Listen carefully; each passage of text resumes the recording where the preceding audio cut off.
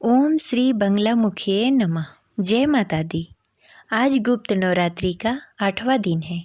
गुप्त नवरात्रि के 8वें दिन भक्तगण माता बंगलामुखी की पूजा अर्चना करते हैं। माँ बंगलामुखी को पीताम्बरा और ब्रह्मास्त्र भी कहा जाता है। माँ बंगलामुखी के मुख से पीली आभा निकलती रहती है। इनकी पूजा में पीले रंग का विशेष महत्व होता है। माँ बंगलामुखी को स्तंभ शक्ति की देवी माना जाता है।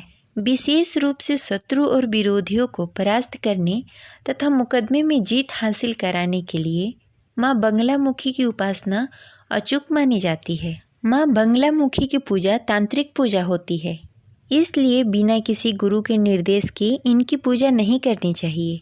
कभी भी माँ बंगलामुखी की पूजा किसी के नाश करने के लिए नहीं करनी चाहिए। माँ बंगलामुखी की पूजा में हमेशा पीले आसन, पीले वस्त्र, पीले फल और पीले नैवेद्य का प्रयोग करना चाहिए। माँ बंगलामुखी के मंत्र का जाप करने के लिए हमेशा हल्दी का माला प्रयोग करना चाहिए। माँ बंगलामुखी की पूजा हमेशा संध्या काल या मध्य रात्रि में करनी चाहिए। अगर आप अपने शत्रु और विरोधी को शांत करना चाहते हैं तो माँ बंगलामुखी के जन्मोत्सव और गुप्त नवरात्रि में इनकी पूजा जरूर करें। दरिद्रता दूर करने के लिए नियमित रूप से सुबह माँ बंगलामुखी की आराधना करें। अब हल्दी की माला लेकर दरिद्रता नाश के मंत्र का 108 बार जाप करें। अब चलिए सुनते हैं बंगलामुखी माता की पौराणिक कथा। सतयुग की बात है।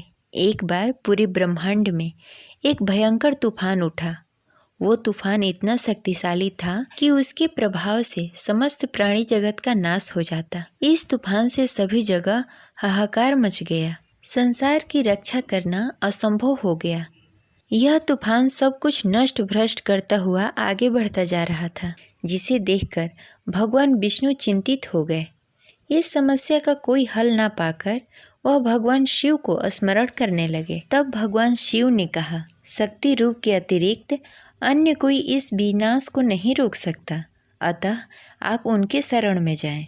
तब भगवान विष्णु ने हरिद्रा सरोवर के निकट पहुंचकर कठोर तप किया।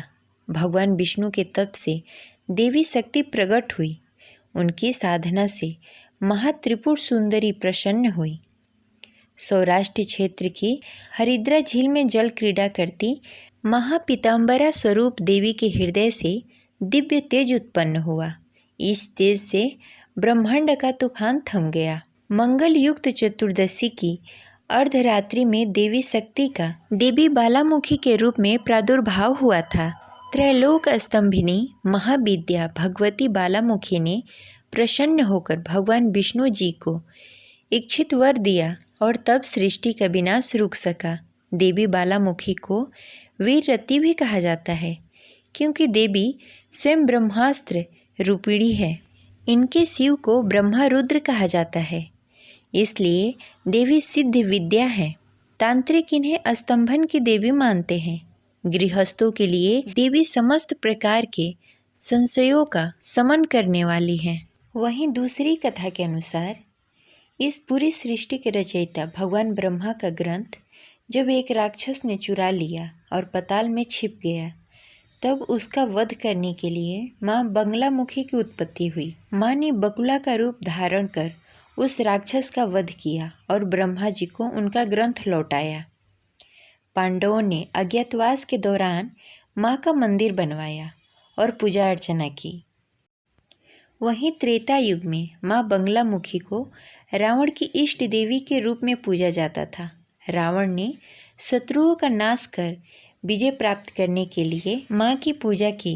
लंका विजय के दौरान जब इस बात का पता भगवान श्री राम को लगा तो उन्होंने भी माँ बंगलामुखी की आराधना की थी। माँ बंगलामुखी का मंदिर महाभारत काल का बना हुआ माना जाता है। इस मंदिर की स्थापना द्वापर युग में पांडवों ने अज्ञातवास के समय किया था। 10 महाविद्याओं में से 8वीं महाविद्या है देवी बंगलामुखी।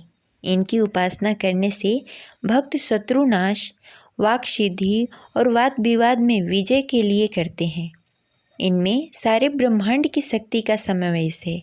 इनकी उपासना से भक्त के जीवन की हर बाधाएं दूर हो जाती हैं और शत्रुओं का नाश के साथ साथ बुरी शक्तियों का भी नाश करती हैं। देवी को बंगलामुखी, पीताम्बरा, वल्गामुखी, वगलामुखी, ब्रह्मास्त्र विद्या आदि नामों से जाना जाता है।